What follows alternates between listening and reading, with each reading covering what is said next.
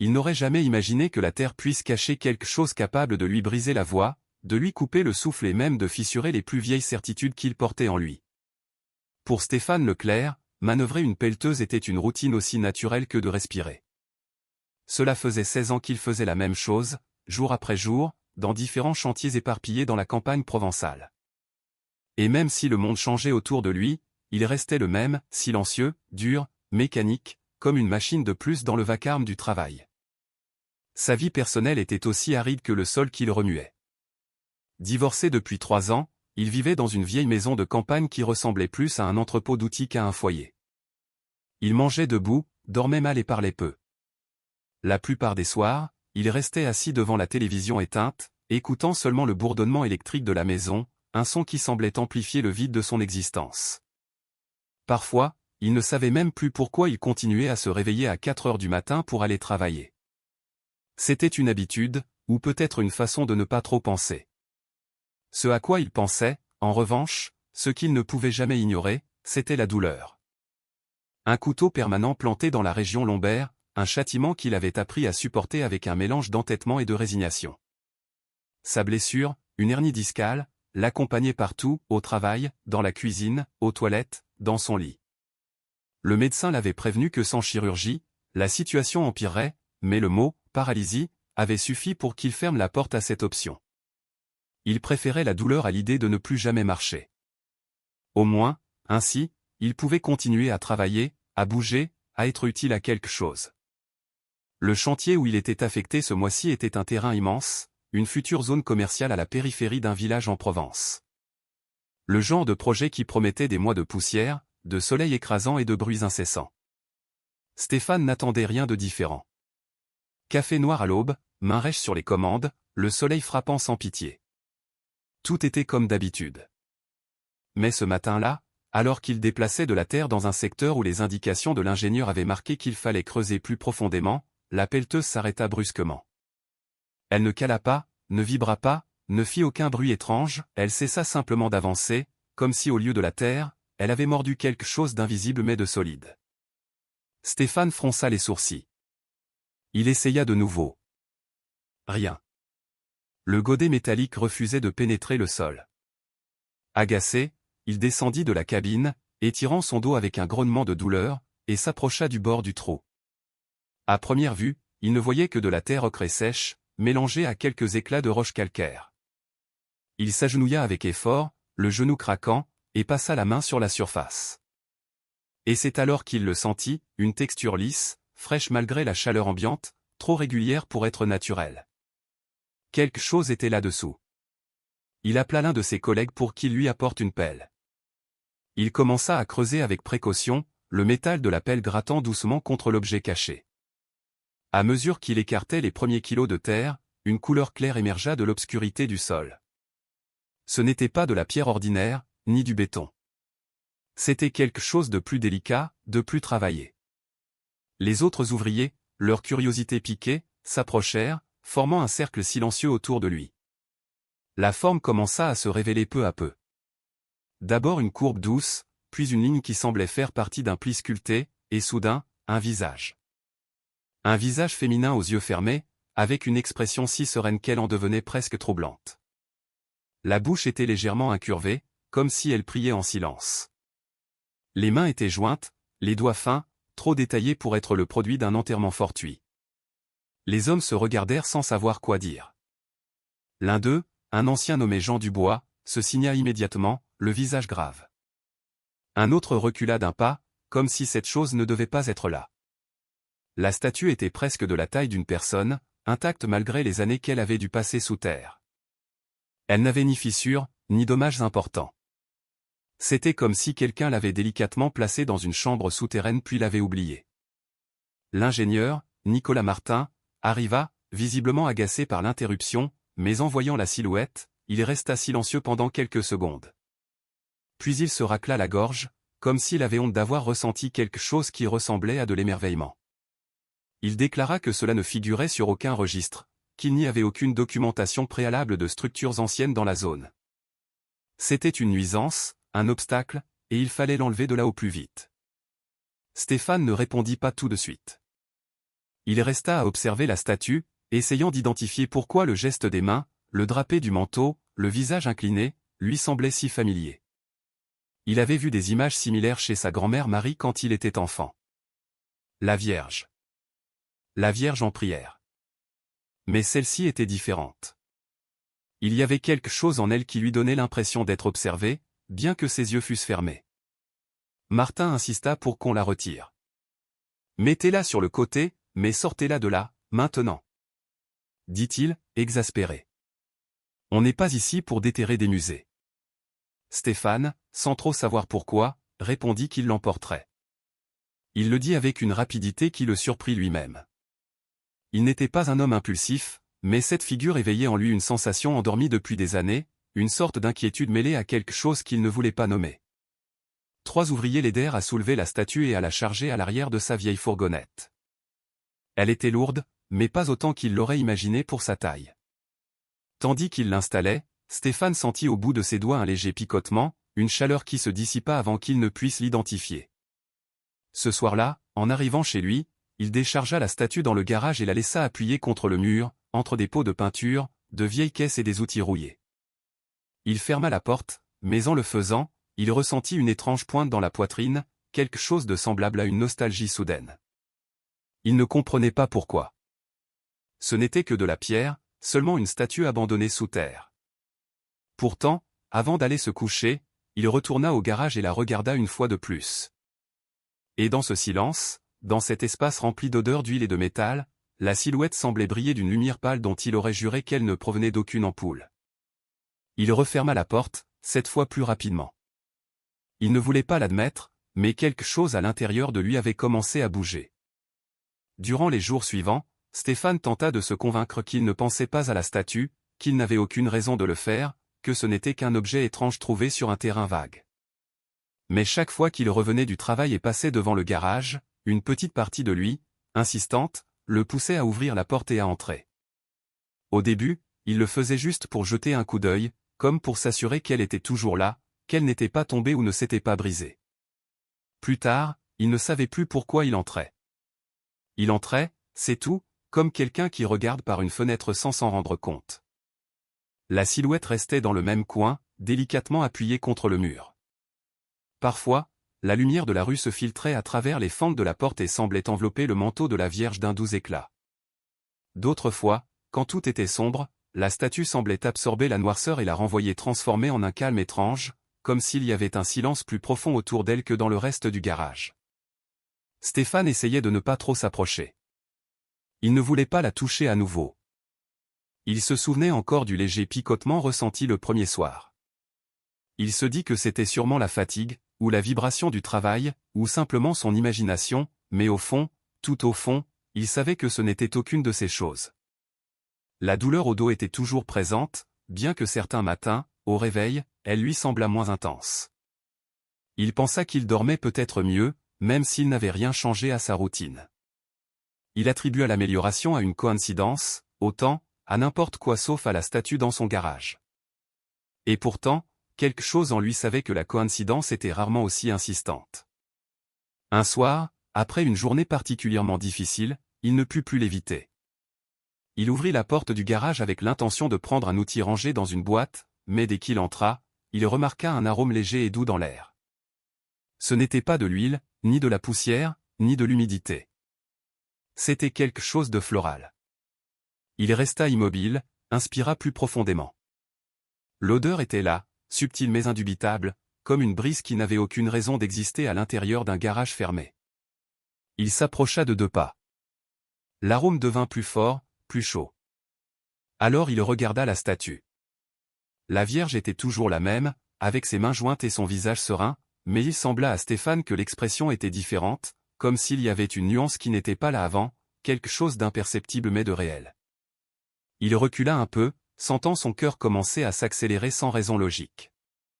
Il chercha l'interrupteur et l'alluma, comme si l'électricité pouvait éclaircir quelque chose qui n'appartenait pas au monde physique.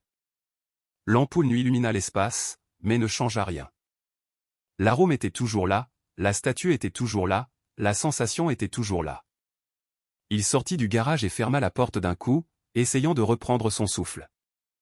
Il se dit qu'il irait voir le médecin pour son dos, que la fatigue affectait son odorat, qu'il avait peut-être ouvert un flacon sans le vouloir. Mais aucune de ces excuses ne parvenait à le convaincre. La nuit fut longue.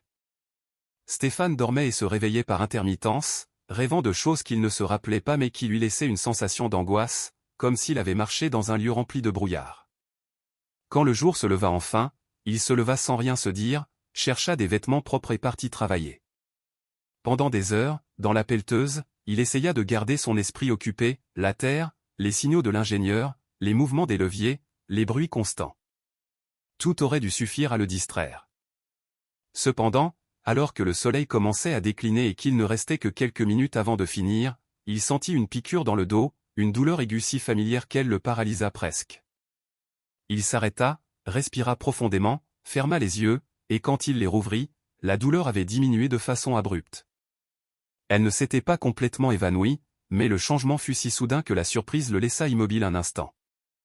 Ce n'était pas normal, ça ne pouvait pas être normal, et pourtant il ne dit rien à personne. En arrivant à la maison, il s'attendait à trouver le garage comme d'habitude, sombre, silencieux, plein d'odeurs de métal. Mais à peine eut-il ouvert la porte qu'il sut que quelque chose avait changé. L'arôme floral était de nouveau là, cette fois plus fort, plus vivant, comme s'il venait d'entrer dans un jardin clos. Il ferma les yeux un moment, essayant de se calmer, et quand il les rouvrit, il vit quelque chose qui lui coupa le souffle. Il y avait une ombre légère, presque transparente, derrière la statue. Elle ne bougeait pas, n'avait pas de forme définie, mais c'était une présence. Stéphane fit un pas en arrière sans s'en rendre compte. Ses mains tremblaient. Il ne voulait pas s'approcher. Il ne voulait pas vérifier si c'était un jeu de lumière ou autre chose.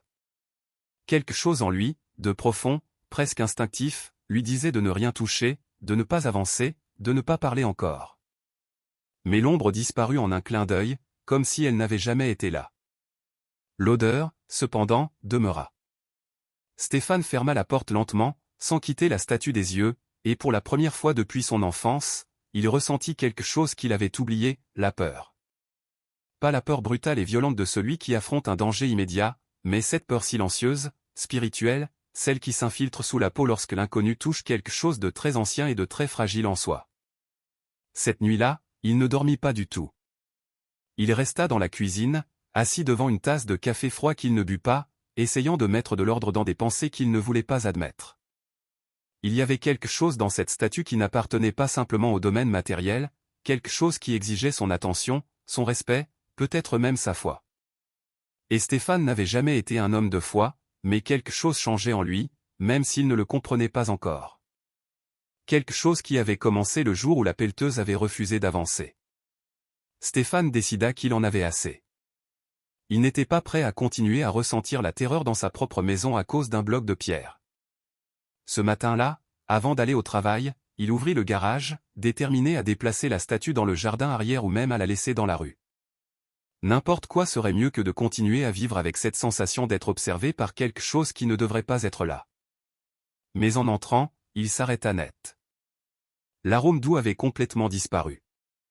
Il n'y avait ni ombre, ni éclat étrange, ni aucune trace de la présence inquiétante qu'il avait sentie la nuit précédente.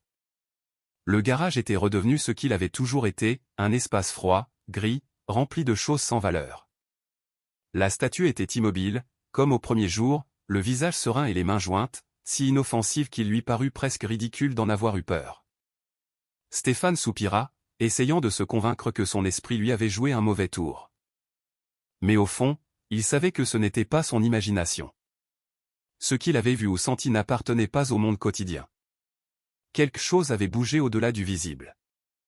Sur le chemin du travail, il essaya de se concentrer sur la routine, mais ce matin-là, la douleur au dos se manifesta à peine. Il sentait une tension, oui, mais pas cette brûlure aiguë qui lui parcourait la colonne vertébrale et l'obligeait à s'arrêter de temps en temps. Pour la première fois depuis longtemps, il bougeait avec aisance, sans traîner les pieds. Il se disait qu'il entrait peut-être dans une période d'amélioration, quelque chose de temporaire. Il ne voulait pas le lier à la statue, il ne voulait pas ouvrir cette porte, mais elle était déjà ouverte. Pendant qu'il manœuvrait la pelleteuse, les autres ouvriers remarquèrent le changement. Ils le virent marcher sans se voûter. Ils l'entendirent parler plus que d'habitude, et l'un d'eux plaisanta même en disant qu'il semblait avoir rajeuni. Stéphane fit semblant de ne pas y prêter attention, mais au fond, cette facilité de mouvement le déconcertait plus que n'importe quelle ombre dans le garage. Pendant une pause, Jean Dubois, l'ouvrier le plus âgé, s'approcha de lui avec un café à la main. Il avait des yeux expérimentés, de ceux qui reconnaissent quand quelque chose inquiète les autres. « Tu as l'air différent, Leclerc » lui dit-il d'une voix grave. « Ça va, Stéphane ?» Il hésita. Il aurait pu mentir, comme toujours. Il aurait pu dire « Je suis fatigué, j'ai mal dormi », tout pareil. Mais quelque chose dans le visage de l'homme, dans son ton serein, lui fit baisser la garde. « On a trouvé cette statue, tu te souviens ?» murmura-t-il. Depuis, il se passe des choses. Jean Dubois ne parut pas surpris. En fait, son expression devint encore plus sérieuse. Les images de la Vierge n'apparaissent pas comme ça, sans raison, commenta-t-il. Quelqu'un l'a mise là, et si elle était enterrée, c'est pour une bonne raison. Stéphane fronça les sourcils. Je ne crois pas à ces choses-là. Pas besoin d'y croire, répondit Jean Dubois. Quand quelque chose veut se faire remarquer, il le fait. L'ouvrier s'éloigna sans rien ajouter, laissant Stéphane avec un nœud dans la gorge qu'il ne savait pas défaire. C'était comme si l'homme avait confirmé une crainte qu'il n'osait pas s'avouer. Cet après-midi-là, en rentrant chez lui, il ouvrit le garage avec précaution. Tout était pareil. Il s'approcha lentement. Pour la première fois depuis qu'il l'avait trouvé, il décida de l'observer vraiment, non pas comme un objet, mais comme quelque chose qui portait peut-être une histoire. Le manteau sculpté semblait onduler, bien qu'il fût de pierre. Les mains jointes avaient une douceur qu'on n'obtenait pas avec des outils modernes. Le visage avait un détail si délicat qu'il semblait impossible qu'il ait survécu intact sous terre. Et ce qui attira le plus son attention, ce furent les lèvres. Une ligne très fine, si subtile que seule une certaine lumière semblait la courber en un sourire imperceptible. Pendant qu'il l'examinait, l'arôme floral revint, non pas d'un coup, mais comme un murmure qui s'étendait lentement. Stéphane ferma les yeux, s'attendant à ce que la peur revienne, mais elle ne revint pas. Ce qu'il ressentit fut le calme, un soulagement chaud qui descendit le long de son dos comme une vague d'eau tiède. L'endroit même où il ressentait habituellement des élancements insupportables recevait maintenant une caresse invisible. Sa respiration devint plus lente, plus profonde. Il ne comprenait rien, mais il n'avait pas non plus la force de s'éloigner. Alors cela se reproduisit. L'air, un instant, parut se densifier, non comme une menace, mais comme une présence silencieuse qui s'approchait d'un coin invisible du garage. Il n'y avait pas d'ombre, pas de silhouette, mais Stéphane sentit qu'il n'était pas seul. Il essaya de parler, mais sa voix se brisa. Il ne savait pas quoi demander ni à quoi s'attendre. Il savait seulement que ce n'était pas le produit de son imagination. Un léger frémissement parcourut les bords de l'espace. Ce n'était ni froid ni chaud. C'était quelque chose de doux, de ténu, comme une respiration qui frôlait le réel, une fenêtre ouverte sur un lieu qu'il ne comprenait pas. Et puis l'odeur de rose devint plus intense. Pas étouffante, pas artificielle. C'était l'odeur exacte qu'il avait sentie quand il était enfant, lorsque sa grand-mère Marie allumait des bougies devant une petite image de la Vierge sur la table de la cuisine, une odeur qu'il avait complètement oubliée jusqu'à cet instant. Il sentit ses yeux s'embuer sans savoir pourquoi. Sa poitrine se serra. Ce n'était pas de la peur, ni de la confusion. C'était une sensation plus profonde, comme si quelque chose en lui, quelque chose qui dormait depuis des années, venait d'être touché doucement. La lumière dans le garage clignota une seule fois. Subtilement. Puis tout redevint normal. L'arôme disparut, comme si quelqu'un avait fermé une porte. Stéphane porta les mains à son visage et respira plusieurs fois. Il sentait son cœur battre fort, non pas de terreur, mais d'une sorte d'émotion qu'il ne savait pas gérer. Il resta là plusieurs minutes sans dire un mot. Il n'avait pas besoin de parler pour comprendre que ce qui s'était passé n'était ni un accident ni un tour de son esprit. Quelque chose communiquait avec lui, non pas directement, non pas avec des mots, mais avec des sensations qui atteignaient les endroits où la logique n'avait pas de prise. Quand il sortit enfin du garage, il le fit plus lentement. Il ferma la porte avec un soin étrange, comme s'il y avait quelqu'un qui se reposait derrière. Il se dirigea vers la cuisine, alluma la lumière et s'appuya sur le comptoir, essayant de traiter tout ce qu'il avait vécu depuis qu'il avait déterré la statue. Il ne voulait pas l'accepter, il ne voulait croire en rien, mais les choses se passaient, que cela lui plaise ou non. Le dos faisait moins mal. L'odeur de rose apparaissait sans explication. L'ombre, le calme, la sensation de compagnie. Cette nuit-là, avant de dormir, il regarda par la fenêtre en direction du garage. Il ne vit rien, juste l'obscurité, mais pour la première fois depuis de nombreuses années, il eut la certitude profonde qu'il n'était pas seul. Les jours suivants s'écoulèrent dans un mélange de normalité et de quelque chose que Stéphane ne savait pas comment définir. Il continuait d'aller au travail, de préparer son café le matin, de parler peu et de trop penser. Mais dans chaque geste quotidien, il y avait une sorte d'attention nouvelle, comme si quelque chose en lui s'était réveillé après des années d'extinction. La douleur au dos diminua encore plus. Elle ne disparut pas complètement, mais elle était si légère qu'il l'oubliait parfois. Il ne se déplaçait plus comme un homme brisé, il ne grognait plus en se levant. Ses collègues commencèrent à se demander ce qu'il faisait de différent. Certains plaisantaient en disant qu'il avait peut-être changé de matelas. D'autres disaient qu'il ressemblait à une personne différente. Stéphane se contentait de sourire maladroitement et de changer de sujet. Quelque chose en lui savait que la statue avait un rapport avec cela, mais il n'osait pas encore affronter cette idée de front. Un après-midi, en rentrant chez lui, il décida d'entrer à nouveau dans le garage, cette fois sans crainte. Cela faisait des jours qu'il ressentait la tentation de parler à la silhouette, même si cela lui paraissait absurde.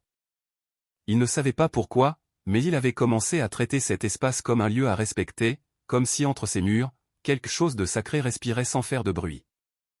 En allumant la lumière, l'odeur de rose n'apparut pas. Le garage était silencieux, comme toujours. La statue restait immobile, sereine, les mains jointes, la tête légèrement inclinée dans un geste qui semblait presque humain. Stéphane s'avança lentement, comme s'il craignait de briser quelque chose d'invisible. Il s'assit sur une caisse en bois en face de la statue. Il passa plusieurs minutes sans parler, essayant de trouver des mots qui ne sonneraient pas ridicules à voix haute. Mais finalement, lorsque la pièce sembla si silencieuse qu'il pouvait entendre sa propre respiration, il réussit à dire quelque chose. « Je ne sais pas ce que vous voulez de moi. » Sa voix était sèche, rauque, comme s'il parlait à un espace vide. « Je ne sais pas si j'imagine des choses, » continua-t-il. « Je ne sais pas si tout ça, ce sont des coïncidences. Je sais seulement qu'il se passe quelque chose. » Il sentit un poids sur sa poitrine, comme s'il confessait quelque chose de honteux, quelque chose qu'il avait gardé sous une carapace de dureté pendant des années. « J'ai passé tellement de temps seul que je ne sais pas quoi faire avec ça, » murmura-t-il. « Avec ce que je ressens quand je suis ici. » Le silence du garage l'enveloppa, mais ce n'était pas un silence froid, c'était un silence chaud, plein, comme si quelqu'un l'écoutait vraiment. « Je ne suis pas un homme bon, » chuchota-t-il en baissant les yeux. « Je ne suis pas quelqu'un à qui il arrive des choses comme ça. Je ne suis digne de rien. » Les mots se défirent dans sa gorge. Il ne savait pas d'où ils venaient. Peut-être d'années accumulées de douleur, de culpabilité, de rage éteinte. Peut-être du sentiment d'avoir échoué en tout, dans son mariage, dans sa famille, dans sa propre vie. Et alors, sans préavis, l'arôme revint.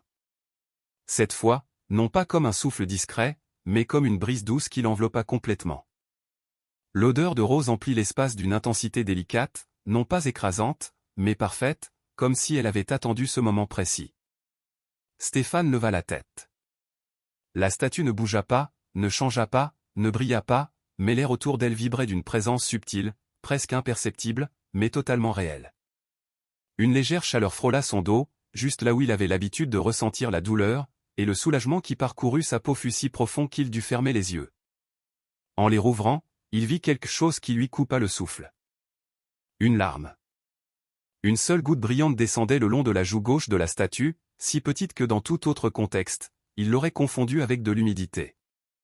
Mais là, dans cet espace silencieux et sous cette lumière tamisée, elle était indiscutable, une larme parfaite, formée sans explication, qui glissait lentement comme si la pierre avait pris vie un instant. Stéphane se leva d'un bond, reculant, le cœur battant la chamade. Il ne sut s'il devait fuir, s'approcher ou s'agenouiller. La seule chose qu'il pouvait faire, c'était regarder. La larme poursuivit son chemin jusqu'à s'arrêter au bord du manteau. Elle ne s'évapora pas, ne s'échappa, elle resta simplement là, brillante. Stéphane sentit ses jambes trembler. Il eut l'impulsion de la toucher, de vérifier si elle était réelle, mais il n'osa pas. Pourquoi? Chuchota Théil, incapable de former une question complète. L'arôme s'intensifia un instant, puis disparut, laissant l'air pur. L'alarme ne bougea plus. Tout était immobile. Stéphane fit un pas en avant, lentement, comme s'il craignait de briser le moment. Il se pencha un peu, approchant son visage sans oser toucher la surface. La goutte brillait sous la lumière jaunâtre de l'ampoule, aussi réelle que n'importe quelle larme humaine. Il sentit un nœud dans sa gorge. L'émotion le submergea d'une manière qu'il n'attendait pas. Sans s'en rendre compte, il se mit à pleurer. Des larmes silencieuses, lourdes, gardées pendant trop d'années. Des larmes qui n'avaient ni nom, ni explication, ni destination. Il s'agenouilla devant la statue. Non par dévotion, non par habitude, non par foi, mais parce que son âme, fatiguée de tant porter, avait trouvé quelque chose qui ressemblait à un refuge. Il ne sut pas combien de temps il resta ainsi, agenouillé, pleurant sans mesurer le temps. Quand il réussit à se relever, l'alarme sur la statue était toujours là, intacte. En sortant du garage, Stéphane se rendit compte que quelque chose avait changé en lui, quelque chose de profond et d'irréparable. Il ne s'agissait plus de douleur ou de curiosité. Il ne s'agissait plus de peur ou de coïncidence. Il savait maintenant que la statue n'était pas dans sa vie par accident. Et même s'il n'en comprenait pas encore le but, une chose était sûre, il n'était pas prêt à s'éloigner de ce qui venait de commencer. À partir de cette nuit, quelque chose commença à changer dans la façon dont Stéphane vivait ses journées. Ce n'était pas un changement soudain, ni dramatique, ni évident pour le reste du monde. C'était un changement interne, profond, comme si une pièce ancienne et oubliée en lui s'était remise à tourner après des années d'immobilité. Le dos, bien qu'encore douloureux parfois, semblait se souvenir de ce que c'était que de se sentir vivant sans torturer chaque mouvement. Il pouvait se pencher sans entendre le craquement sec qui l'accompagnait depuis des années. Il pouvait marcher sans avoir à s'arrêter pour se reposer. Il dormait même mieux, d'un sommeil qu'il ne se souvenait pas d'avoir eu depuis sa jeunesse. Mais au-delà du physique, il y avait l'autre, l'inexplicable, la sensation que dans sa propre maison, il n'était pas seul. Pas une présence menaçante, mais une compagnie silencieuse, douce, comme si les murs respiraient en paix et non avec la froideur habituelle. Stéphane commença à passer plus de temps dans le garage, non pas pour travailler ou ranger, mais simplement pour être là. Il s'asseyait en face de la statue et laissait le silence l'envelopper. Parfois il parlait, parfois il se taisait, parfois il respirait seulement. Il n'attendait pas de réponse, ne cherchait pas de miracle. C'était comme si le simple fait d'être là remplissait une partie de lui qui était restée vide pendant trop longtemps. Mais un après-midi, quelque chose de différent se produisit. Il avait eu une journée épuisante sur le chantier. L'ingénieur était stressé, une machine était tombée en panne et un des nouveaux ouvriers avait commis une erreur qui avait failli provoquer un accident. Stéphane rentra chez lui le corps las et l'esprit encore plus lourd. Il voulait juste s'asseoir un moment avant de se doucher, mais, comme c'était devenu presque inévitable, ses pas le menèrent vers le garage. Il ouvrit la porte, s'attendant à trouver le calme habituel. Cependant, en allumant la lumière, il s'arrêta. L'arôme était là, intense, frais, comme s'il l'enveloppait complètement. Et devant la statue, sur le sol en béton, il y avait quelque chose qu'il n'avait jamais vu auparavant. Des pétales. Des dizaines de pétales blancs et rosés, comme s'ils avaient été dispersés avec soin autour de la base de la silhouette. Stéphane cligna des yeux plusieurs fois. Il n'avait pas de fleurs chez lui, n'avait rien acheté. Il n'avait ouvert aucune fenêtre par laquelle des restes d'un jardin auraient pu entrer. Pourtant, les pétales étaient là, doux, parfaits, sans trace de flétrissure. Il s'approcha avec précaution, se penchant pour en toucher un. C'était réel. Pas du papier, pas du plastique. C'était une fleur fraîche, comme si elle venait d'être cueillie quelques minutes auparavant. Sa poitrine se serra. « Je ne comprends pas », murmura-t-il. L'air devint doux, tiède. Une sensation l'entoura depuis son dos, comme si quelqu'un avait posé des mains invisibles sur ses épaules pour soulager le poids qu'il portait. Ce n'était pas un contact physique, mais c'était si clair qu'il pouvait presque sentir la texture du geste. Stéphane posa une main sur sa poitrine. Son cœur battait vite, mais pas de peur. C'était de l'émotion, de l'impact, un étonnement si grand qu'il le laissait sans voix. Un instant, il pensa qu'il devait appeler quelqu'un, un ami, un prêtre, un voisin, mais il comprit aussitôt que cette impulsion naissait de la peur de l'inconnu, pas d'un véritable besoin.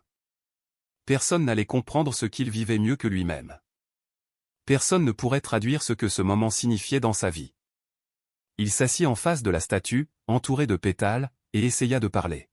« Je ne sais pas ce que je suis censé faire, avoua-t-il. Mais si c'est pour moi, si tout ce qui se passe signifie quelque chose, alors je veux comprendre. Même si ça me coûte, même si je ne crois en rien. » Un silence profond répondit, mais c'était un silence plein, un silence qui avait du poids, qui avait une présence. Stéphane se frotta le visage et déglutit. « Je ne suis pas un homme de foi, dit-il d'un filet de voix.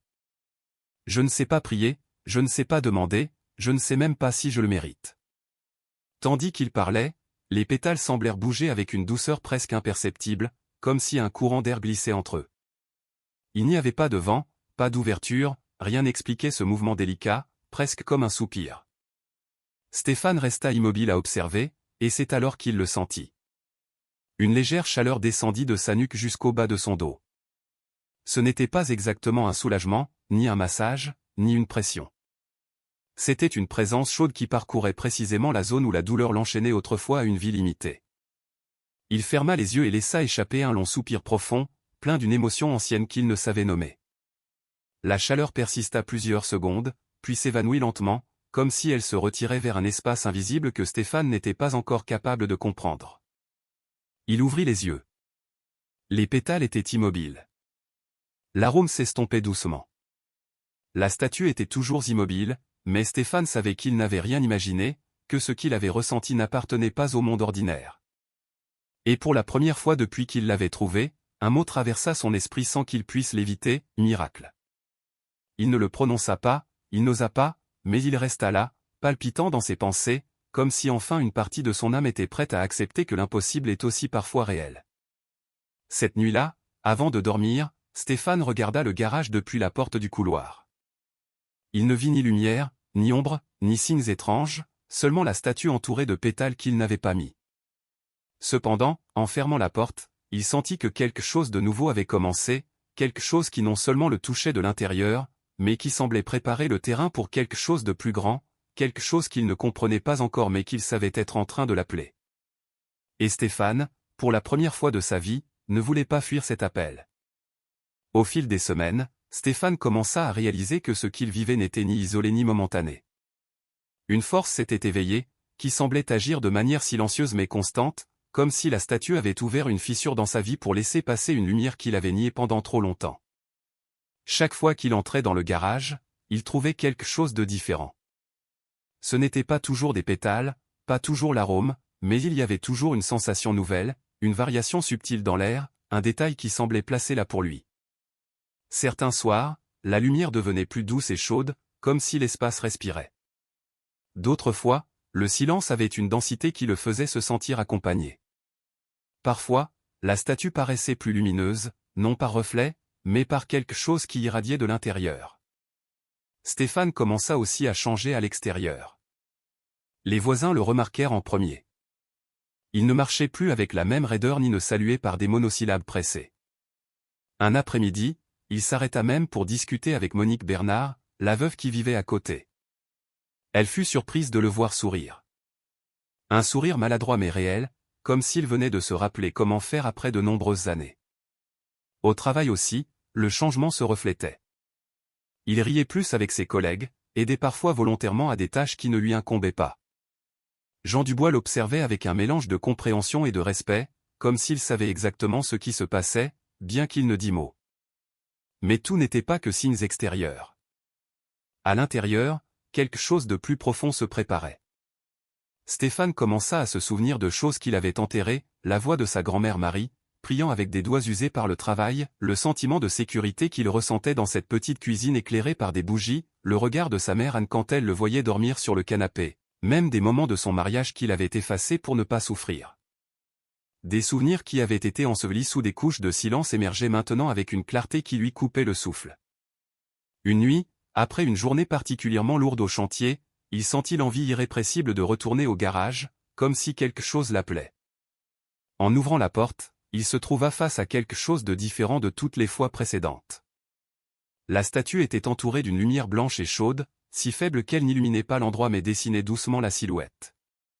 Ce n'était pas de l'électricité, ni un reflet, c'était quelque chose de plus doux, de plus profond, de plus vivant. Stéphane sentit son corps s'engourdir, non pas de peur, mais de révérence. Il s'avança lentement, presque sans respirer. Lorsqu'il fut à quelques mètres, l'odeur de rose apparut, mais cette fois accompagnée de quelque chose d'autre, une brise légère qui fit bouger ses cheveux, bien que la porte fût fermée et qu'il n'y eût pas de fenêtres ouvertes. « Que veux-tu me montrer » demanda-t-il à peine dans un murmure. Il n'y eut pas de réponse, pas de mots, pas de son, mais alors il se produisit quelque chose que Stéphane n'aurait jamais pu imaginer. La lumière qui entourait la statue commença à s'étendre lentement, comme si la pierre inhalait et exhalait une luminosité propre.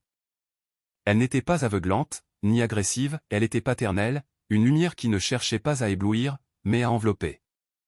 Et à l'intérieur de cette lumière, Stéphane vit quelque chose.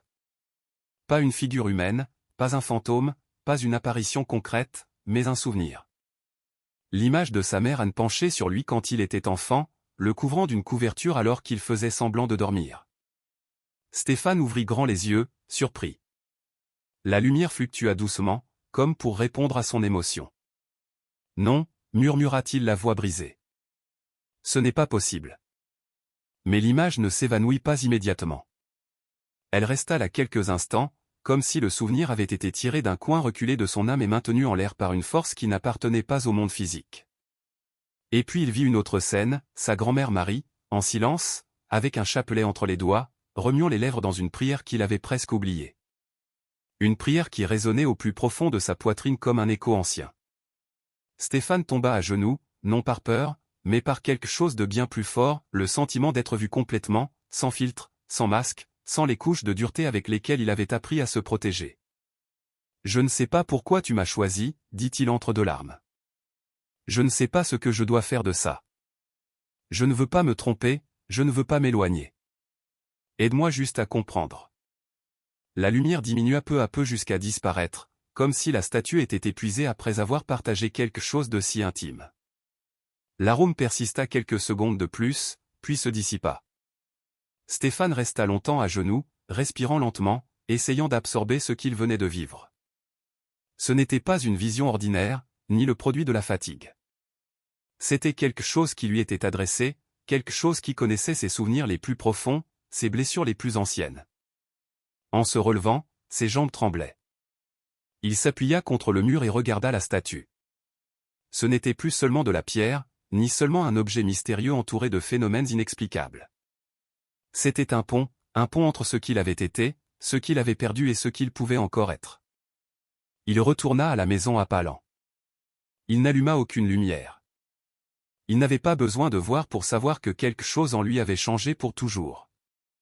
Il se prépara un verre d'eau et s'assit à la table, les mains tremblantes. Et là, dans ce silence profond, dans ce moment suspendu entre le quotidien et le miraculeux, il prononça pour la première fois depuis de nombreuses années un mot qu'il avait oublié comment dire, « merci ». Il ne savait pas si la statue pouvait l'entendre, il ne savait pas si la présence se manifesterait à nouveau, mais il savait qu'il ne parlait pas seul. Et il savait, sans comprendre comment, que ce n'était pas la fin. C'était à peine le commencement. Les semaines suivantes furent différentes de tout ce que Stéphane avait vécu dans sa vie d'adulte. Ce n'était pas seulement que son dos ne lui faisait presque plus mal, ou qu'il dormait mieux, ou que son humeur avait changé. C'était autre chose, un sentiment de but qui émergeait sans explication logique, sans instruction, sans mots. C'était comme si chaque jour il était doucement guidé vers une direction qu'il n'avait pas choisie, mais qu'il commençait à comprendre. Il commença, sans trop y penser, à nettoyer le jardin arrière, ce petit rectangle de terre desséché et oublié qui, depuis des années, accumulait des outils rouillés, des morceaux de bois cassés et de vieilles boîtes de conserve. Personne ne comprenait pourquoi il s'était mis à travailler là. Même lui ne le comprenait pas entièrement, mais chaque après-midi, en revenant du chantier, il nettoyait un peu plus, enlevait les débris, nivelait la terre, construisait une base en béton de ses propres mains. Il n'avait jamais eu la main verte. Pourtant, un samedi matin, il se retrouva dans une jardinerie à choisir des rosiers, sans avoir la moindre idée de ce qu'il faisait. Il choisit des rouges, des blancs et des rosés. Il ne savait pas pourquoi, mais quelque chose en lui disait que ce devaient être des roses. Les mêmes qu'il avait senties dans le garage, les mêmes qui avaient rempli l'air pendant les moments les plus inexplicables. Il les planta autour de la base avec un soin maladroit, sincère. Quand il eut terminé, il se tint debout devant la structure fraîchement construite, respirant profondément. Pour la première fois depuis de nombreuses années, le jardin arrière de la maison avait de la vie, de la couleur, un sens. Cet après-midi-là, il déplaça la statue du garage au jardin. Ce ne fut pas facile. La silhouette pesait plus que n'importe quel objet qu'il avait porté depuis longtemps. Mais tandis qu'il la déplaçait, il ne sentit aucune douleur, aucune fatigue extrême. C'était comme si une force l'accompagnait, lui apportant un soutien sans intervenir de manière évidente. Il plaça la statue sur la base en béton et recula de quelques pas. Les rosiers fraîchement plantés semblaient s'incliner doucement avec la brise, bien que l'air fût presque immobile. Le manteau sculpté de la Vierge capta un rayon de lumière du crépuscule et le renvoya en un éclat doux et chaud, comme pour lui souhaiter la bienvenue dans son nouvel emplacement. Stéphane s'assit sur l'herbe sans s'en rendre compte. Il n'avait pas de mots pour ce qu'il ressentait, mais il avait une certitude profonde, là, dans ce coin de son jardin, quelque chose avait réveillé une partie de lui qui était morte depuis des années. Avec le temps, les voisins commencèrent à remarquer le changement. La rumeur se propagea de maison en maison. La veuve Monique Bernard, intriguée, s'approcha un jour pour voir le jardin. En observant la statue entourée de roses, elle porta une main à sa poitrine et murmura une prière spontanée. À partir de ce moment, d'autres personnes commencèrent à venir, d'abord timidement, puis plus fréquemment. Non pas parce que Stéphane avait dit quelque chose, non pas parce qu'il avait invité qui que ce soit. C'était comme si la simple présence de la statue appelait en silence ceux qui portaient une douleur dans leur âme. Un homme qui avait perdu son fils arriva un matin de bonne heure et resta là, sans parler, pendant un long moment. Une mère angoissée par la maladie de sa fille s'agenouilla devant les roses avant le lever du soleil. Une jeune femme qui était tombée en dépression s'assit en silence, les yeux fermés et les mains tremblantes, comme si elle avait besoin de respirer un air différent de l'habituel. Stéphane ne demandait pas d'explication, ne posait aucune question. Il ouvrait simplement la porte. Sa vie, sans qu'il l'ait cherchée, était devenue un refuge. Un soir, en rentrant du travail, il trouva une petite bougie allumée au pied de la statue. Ce n'était pas la sienne, ni celle d'un voisin qu'il connaissait. La bougie brillait tranquillement, sans fondre trop vite, comme si elle savait aussi que cet endroit n'était pas ordinaire. Stéphane s'approcha et l'éteignit avec précaution, pensant qu'il n'était peut-être pas prudent de laisser du feu près des plantes. Mais en retirant sa main, il réalisa quelque chose. Les roses étaient plus hautes, les feuilles plus vertes, et l'arôme était si profond et doux qu'il semblait impossible qu'il provienne de fleurs si jeunes. C'était comme si la vie dans ce jardin grandissait avec une force qui n'appartenait pas à la nature. Cette nuit-là, Stéphane resta assis en face de la statue, écoutant les bruits nocturnes. Le chant lointain d'un grillon, le murmure du vent dans les feuilles, le silence dense de la ville endormie. « Je n'aurais jamais pensé vivre quelque chose comme ça », chuchota Théil. « Je n'aurais jamais pensé avoir une seconde chance. » La lumière de la lune se refléta doucement sur le visage de la statue. Et bien qu'il sût que c'était de la pierre, il eut le sentiment qu'il y avait de la compassion dans cette expression immobile. Une compassion si profonde qu'elle était capable d'embrasser tout ce qu'il avait été, sa dureté, sa douleur, sa solitude, ses erreurs. Et alors se produisit la dernière chose, la plus inattendue. Un léger mouvement d'air surgit derrière lui, comme si quelqu'un était passé en marchant. Il tourna la tête, confus. Il n'y avait personne, mais l'odeur de rose s'intensifia au point de remplir chaque recoin de sa respiration. Et il la sentit à nouveau. Une présence non visible, non tangible, mais réelle. Il ouvrit la bouche pour parler, mais ne put le faire. Ses yeux se remplirent de larmes sans qu'il comprenne tout à fait. Son cœur se mit à battre avec un mélange d'émotion et d'un calme si profond qu'il le désarmait. Et alors il vit, dans le coin du jardin, une silhouette féminine. Pas nette, pas solide. Une silhouette vêtue de lumière bleue et blanche. Elle ne marchait pas, ne flottait pas, elle était juste là, immobile, comme si le monde entier s'était arrêté pour permettre son apparition. Stéphane ne bougea pas, ne respira pas, ne pensa pas. La silhouette le regarda, non pas avec des yeux physiques, mais avec quelque chose de bien plus profond. Un amour qui englobait tout, un amour qui ne demandait rien, un amour qui reconnaissait chaque blessure, chaque perte, chaque erreur, chaque silence qu'il avait enduré. Et pour la première fois de sa vie, Stéphane sentit qu'il n'avait pas à fuir, qu'il n'avait pas à feindre la force, qu'il n'avait pas à porter le poids du monde. Il s'agenouilla, simplement. Non par rituel, non par coutume, mais parce que son âme l'Y poussa avec la même force qu'un enfant retournant dans les bras de sa mère après s'être perdu. La silhouette lumineuse ne parla pas, n'étendit pas les mains, ne fit aucun geste. Elle fut juste là, présente, chaude, immense, puis, comme si elle était faite de la même lumière qui illuminait les étoiles, elle s'évanouit lentement. L'arôme resta, le calme resta, la certitude resta. Stéphane demeura longtemps à genoux, respirant profondément, les larmes séchant sur ses joues. Quand il leva enfin la tête, la statue était toujours là, silencieuse, entourée de roses qui semblaient plus vivantes que jamais. Il entra dans la maison sans allumer les lumières. Il n'en avait pas besoin. Sa vie n'était plus dans l'ombre. Et bien qu'il ne sût pas ce qui viendrait ensuite, il savait une chose avec une clarté absolue. Ce qu'il avait trouvé sous la terre ce jour-là n'était pas une statue. C'était un appel. Et lui, après tant d'années de silence intérieur, il avait répondu.